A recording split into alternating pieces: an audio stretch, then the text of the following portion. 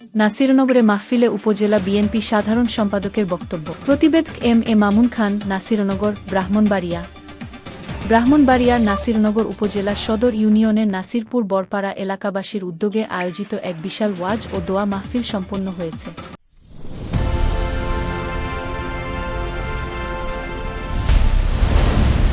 SK Mamoon Media 24 ধর্মীয় ভাবগাম্ভীর্যের মধ্য দিয়ে অনুষ্ঠিত এই মাহফিলে প্রধান বক্তা ও বিশেষ মেহমানদের পাশাপাশি স্থানীয় গণ্যমান্য ব্যক্তিবর্গ উপস্থিত ছিলেন। মাহফিলে আমন্ত্রিত অতিথি হিসেবে উপস্থিত হয়ে গুরুত্বপূর্ণ বক্তব্য রাখেন নাসিরনগর উপজেলা বিএনপির সাধারণ সম্পাদক। তিনি তার বক্তব্যে ইসলামের আদর্শ ও সামাজিক সম্প্রীতির উপর আলোকপাত করার পাশাপাশি এলাকার মানুষের সুখে দুঃখে পাশে থাকার অঙ্গীকার পুনর্ব্যক্ত করেন। উপস্থিত সুধীজন ও স্থানীয়দের মতে সাধারণ সম্পাদকের এই উপস্থিতি এবং তার বক্তব্যে আসন্ন উপজেলা পরিষদ নির্বাচনে প্রার্থিতার একটি জোরালো ইঙ্গিত পাওয়া গেছে। তিনি দীর্ঘদিন ধরে এলাকায় সাধারণ মানুষের অধিকার আদায়ে কাজ করে যাচ্ছেন এবং সাধারণ নেতাকর্মীদের মাঝেও তার বিশেষ গ্রহণযোগ্যতা রয়েছে। মাহফিলে আসা মুসলিদের সাথে কুশল বিনিময়কালে অনেকেই তাকে আগামী দিনে উপজেলার নেতৃত্বে দেখার প্রত্যাশা ব্যক্ত করেন। মাহফিল শেষে দেশ ও জাতির কল্যাণ এবং মুসলিম উম্মাহর ঐক্য কামনায় বিশেষ মোনাজাত করা হয়। স্থানীয় এলাকাবাসী মাহফিলটি সফলভাবে সম্পন্ন করতে পারায় আয়োজক কমিটিকে ধন্যবাদ জানিয়েছেন। প্রতিবেদক এম মামুন, প্রতিনিধি Nasirnagar, Brahmanbaria. SK Mamun media 24, SK Mamun media 24। বিসমিল্লাহির রহমানির রহিম। নাসিরপুর বড়পাড়া হুজুর রাসূল সাল্লাল্লাহু আলাইহি সাল্লাম যুব সংঘের উদ্যোগে আজকের এই ওয়াজ মাহফিলের সম্মানিত সভাপতি, উপস্থিত আলেম উলামাগণ, উপস্থিত সুধীবৃন্দ, সাংবাদিক ভাইরা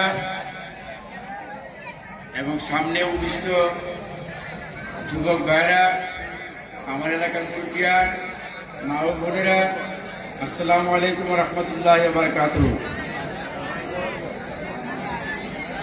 আমি এখানে বক্তৃতা দেওয়ার জন্য আসি নাই, আমি আসছি আপনাদের কাছে দোয়া নেওয়ার জন্য। আপনারা জানেন আজকের ওয়াজ মাহফিলে আমাদের বিএনপি থেকে নির্বাচিত মাননীয় সংসদ সদস্য এম হান্নান সাহেব এখানে উপস্থিত হওয়ার কথা ছিল। সংসদ অধিবেশনের কারণে উনি আসতে পারে নাই।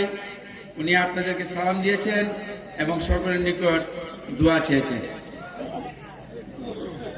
আমার বাড়ি ইউনিয়নে আমরা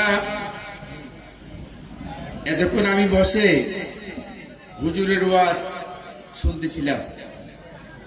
সুমধুর কণ্ঠে উনি ওয়াজ করতেছিলেন।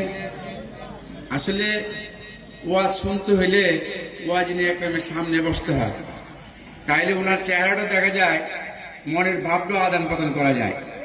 সেদিন আমি বসছিলাম ওইখানে ওয়াজে, উনি ছিলেন। তো আমি ওনার দিকে চাইতে চাইতে আমার কোমর দেখা গেছে। ওনার ওয়াজ এতই ভালো লাগছে যে আমি ওনার দিকে তাকাইতে তাকাইতে আমার অবস্থা খারাপ। তো আমি 1-1.5 ঘন্টা ছিলাম, পরে আমি চলে গেছি।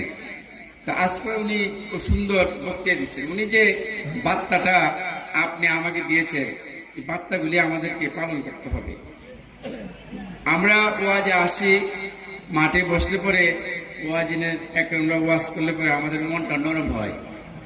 আমরা ইসলামের দিকে দাবিত হই, আল্লাহ এবং আল্লাহ রাসূলের দিকে আমরা দাবিত হই, কিন্তু পরক্ষণে আর আমাদের এই কথাগুলি মনে থাকে না, আমরা আমল করতে পারি না।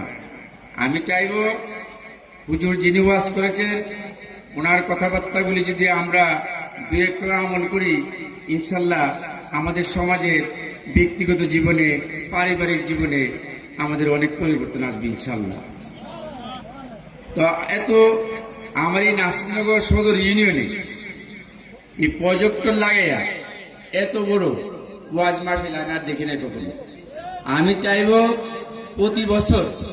প্রতি বছর আপনারা এমন অনুষ্ঠানে আয়োজন করবেন, দেশের বরেণ্য আলেম ওলামাদেরকে আপনারা নিয়ে আসবেন।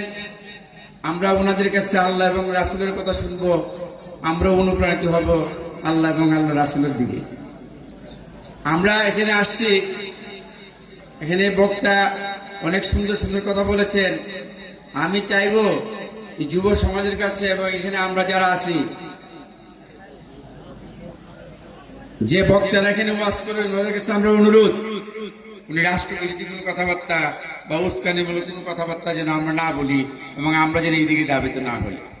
আমরা কোরআন সুন্নাহর ভিতরে থাকবো, এটাই আপনাদের সবার কাছে আমার আশা। আমার কত লম্বা হয়ে গেছে। এখানে ভলান্টিয়ার বাইরা যারা আছে, আমি পুরো এলাকাটা ঘুরে আসছি।